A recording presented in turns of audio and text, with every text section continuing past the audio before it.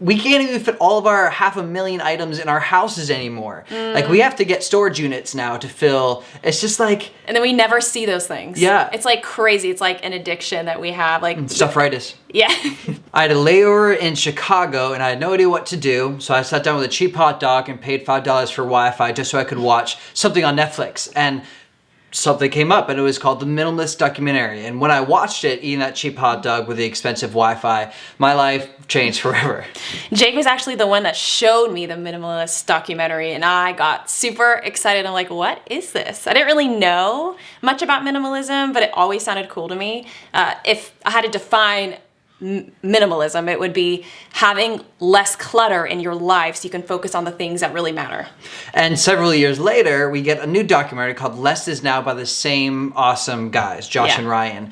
And it's really several interviews of influencers like Dave Ramsey or McManus or Josh and Ryan even now, and their own personal stories through having less stuff and how that's actually given them more life. I'm Kaylia. And I'm Jake. And we are the Vaydas. Here's our review of the new documentary called Less Is Now.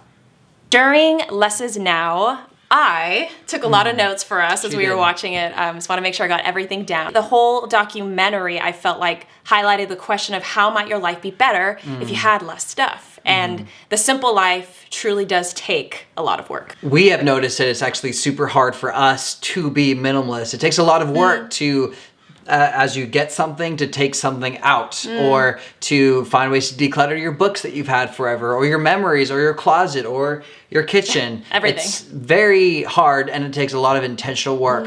And I think that's because Dave Ramsey in the documentary calls the disease Stuffritis, where we just have this disease that we just so love stuff. The dopamine hit when we get that new Amazon package by our door. We have all of these messages constantly screaming at us saying that if we don't get this, if we don't have more stuff, that we aren't enough or we won't be happy enough.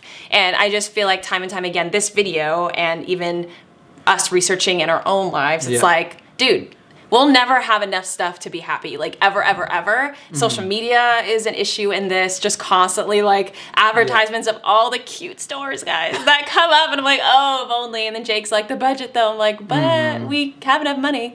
So yeah, and I have definitely felt the discontentment with that.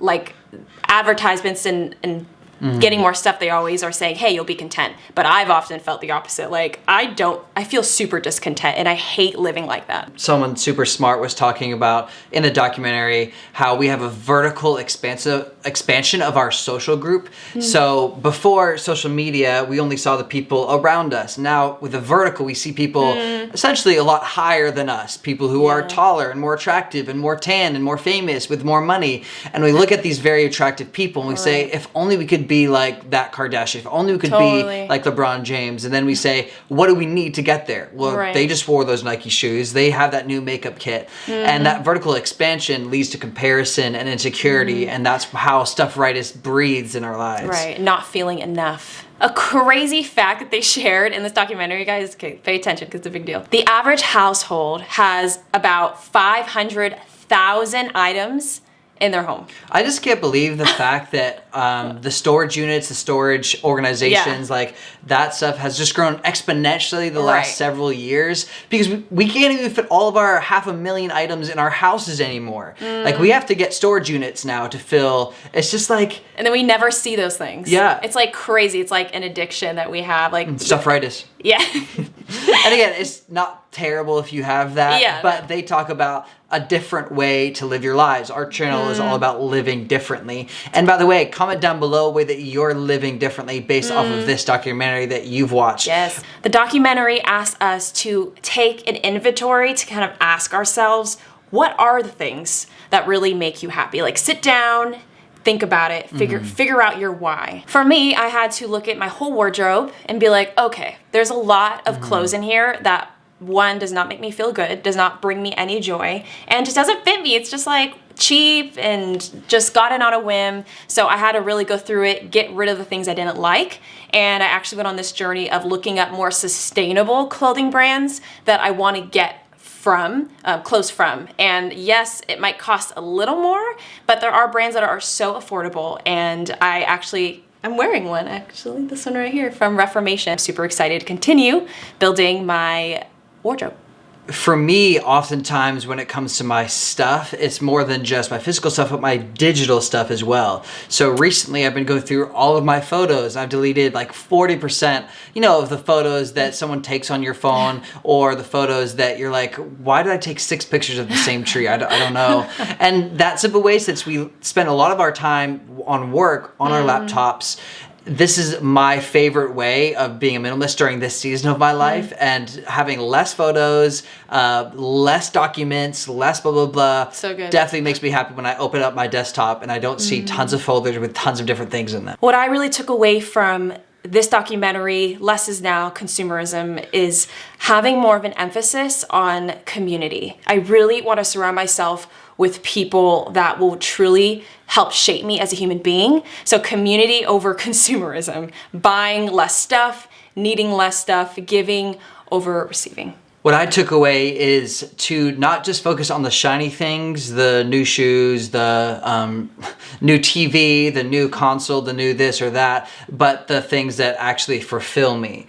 And then manage and organize the stuff that I bring into my life around what gives me joy or what is functional in my life, instead of what's shiny or will that impress somebody or will that fill a hole of my insecurity. And that's hard. So that's one of my goals this next year. Patience is super hard for me. When I see things online or something that I love and like, I'm like, I need this, like that dopamine or that urgency. I'm like, the rule that I'm trying to give myself is at least take one day. But once you see it, don't just go and grab it. But like, let me think about it. Let me step back. So that's something that I'm going to do and be like, do I really need this? Is this really going to bring me life? Is this really essential?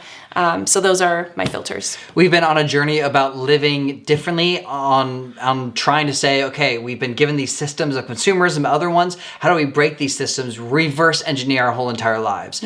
So here's an awesome video if you want to watch it about our closet and taking away tons of clothes and all this crazy stuff. And this is just a part of our journey into living differently. Also subscribe if you can, so that you can get our videos every Friday in which we post about living differently. Together.